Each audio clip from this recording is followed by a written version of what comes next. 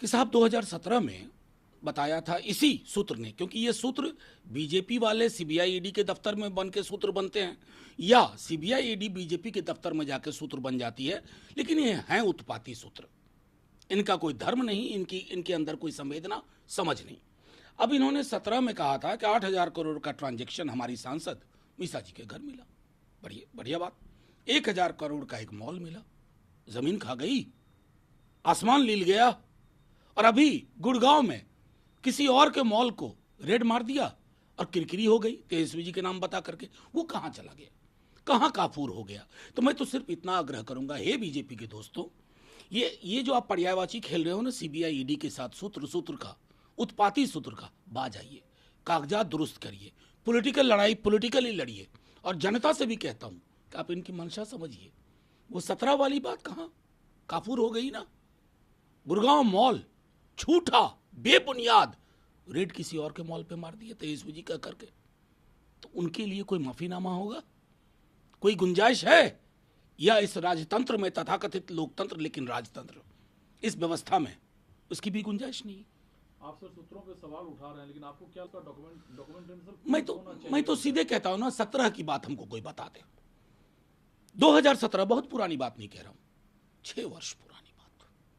कहां हो गया, कहां काफूर हो गया? क्या सीबीआई को माफीनामा रिलीज नहीं करना चाहिए? गुड़गांव में एक मॉल पे आपने अगस्त के महीने में रेड मारी। I am demanding an public apology from CBI, but they won't tender because it is not CBI. ये हमारे 2 टॉप के लोग सत्ता प्रतिष्ठान के और सीबीआई के अंदर है। किसी को सेवा विस्तार चाहिए होता है, ईडी में किसी को बेहतरीन पोजीशन चाहिए यहां के रिटायरमेंट के बाद, तो लोग अपने अपने खांचे में गुब्बारा खेल रहे हैं। सर, जगदीप धनखड़ साहब जो उपराष्ट्रपति, लोगों ने ठान लिया है कि देश की प्रतिष्ठा को कुंठित और धूमिल करना है।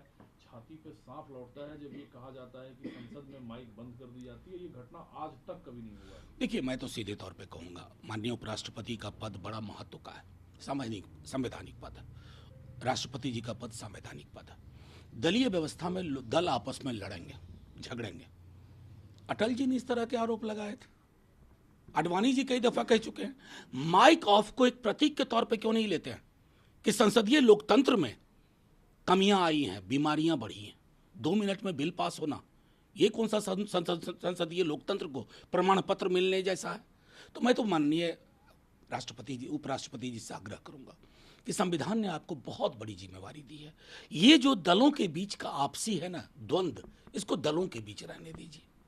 आप इससे दूरी बना के रखेंगे तो आपका मान बढ़ेगा। तो आप जो कुछ उनका बयान है जो उपराष्ट्रपति उलट देखते हैं अभी? मैं सीधे तौर पर कहता हूं कि माननीय उपराष्ट्रपति जी एक विशद अनुभव के साथ आए, लेकिन ये सदन, इसकी परंपराएं भी थोड़ी अलग रही और यहाँ पर कई चीजें होती हैं। लोग शिकायत करते हैं कि मेरा वक्त इतना ही क्यों है।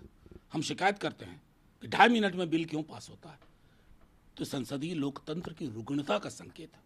तो माननीय उपराष्ट्रपति जी उस रुग्णता को दुरुस्त करने के उपाय में सहभागी बने। रिडिक्यूल करने से कम इन पदों पर बैठे व्यक्तियों को बचना चाहिए। नमस्कार, मैं हूं मानक गुप्ता।